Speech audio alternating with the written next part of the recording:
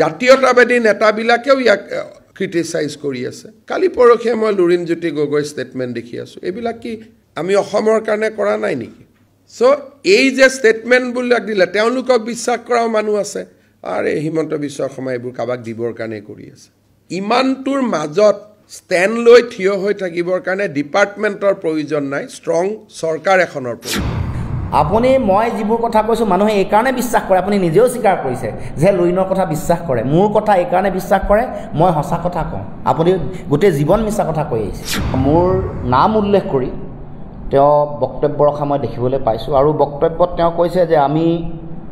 মানে তেখেতৰ কথা কৈছে তেখেতসকলৰ চৰকাৰে আমি অসমৰ কাৰণে কৰা নাই নেকি এতিয়া আমাৰ প্ৰশ্ন হ'ল যে তেখেতসকলে অসমৰ কাৰণে কৰিছেনে নাই কৰা সেই কথা জনগণে নিশ্চয় বিচাৰ কৰিব কিন্তু আমি মৌলিক প্ৰশ্নলৈ আহিছোঁ মুখ্যমন্ত্ৰী ডাঙৰীয়া আপোনাৰ পত্নীৰ নামত থকা বাগানসমূহ এই যে কাজিৰঙা য'ত কাঞ্চনজুৰি আছে যি সৰু পথাৰত ৰাধাকৃষ্ণ বাগান আৰু তিনিচুকীয়াৰ চানমাৰী বাগান এইবোৰ অসমৰ মানুহৰ কাৰণে কৰিছে নে আন কাৰোবাৰ কাৰণে কৰিছে এই যে মেকডোনাল্ড লৈছে এইবোৰ আপোনাৰ ঘৰৰ কাৰণে কৰিছে নে অসমৰ ৰাইজৰ কাৰণে কৰিছে কাজিৰঙাত বাণী গ্ৰীণ ৰিজৰ্ট বইন্দা ইণ্টাৰনেশ্যনেল স্কুল যিটো এটা সময়ত গুগল মেপত জলাশয় আছিলে বুলি আগতে আছিলে যিটো আপুনি নাইকিয়া কৰি দিলে অভাৰনাইট এতিয়া গুগল মেপত সেইটো জলাশয় স্থান বুলি কোনো বিচাৰি নাপায় যে এতিয়া কাৰ্বি আংলঙত যেতিয়া 23খন গাঁও 20,000 কাৰ্বি আদিবাসী আৰু নগালোকক যেতিয়া উচ্ছেদ কৰিছে 18,000 বিঘা মাটি বেলেগক দিবলৈ লক্ষ্য স্থিৰ কৰি লৈছে সেয়া তেওঁ অসমৰ কাৰণে কৰিছে নে কাৰ কাৰণে কৰিছে আমাক উত্তৰ দিব লাগে 4,000 বিঘা মাটি যোৱা 12 তাৰিখে ৰিলায়েন্সৰ লগত ইতিমধ্যে চুক্তি সম্পন্ন হৈছে 12 জুন তাৰিখে এই 4,000 মাটি যাৰ তলত চৰকাৰী সংস্থাই জৰীপ কৰাৰ পাছত তাৰ তলত চূণশিল থকা বুলি ইতিমধ্যে সেই সাৰ্ভে প্ৰকাশ হোৱাৰ পাছত মুখ্যমন্ত্ৰীক ক'ব কৈছোঁ এই যে 4,000 মানুহ কাৰ্বি মানুহক উচ্ছেদ কৰি জনজাতীয় মানুহক উচ্ছেদ কৰি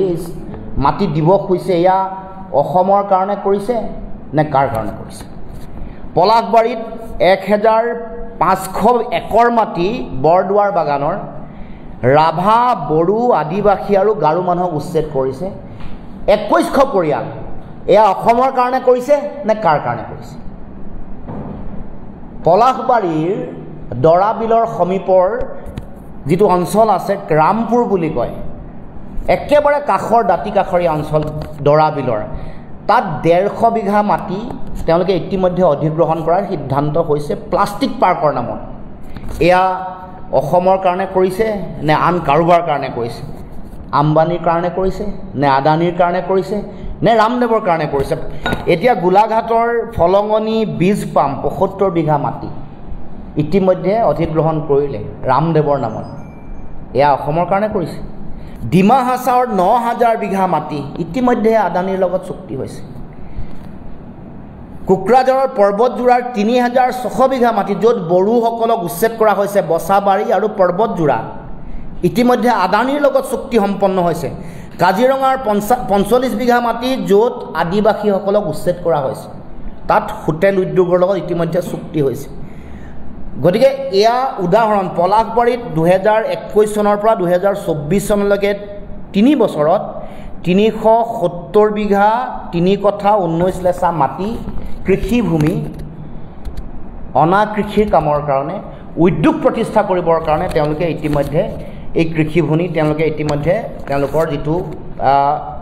কাম কৰিব লগা যিটো হেৰি পৰিৱৰ্তন কৰিছে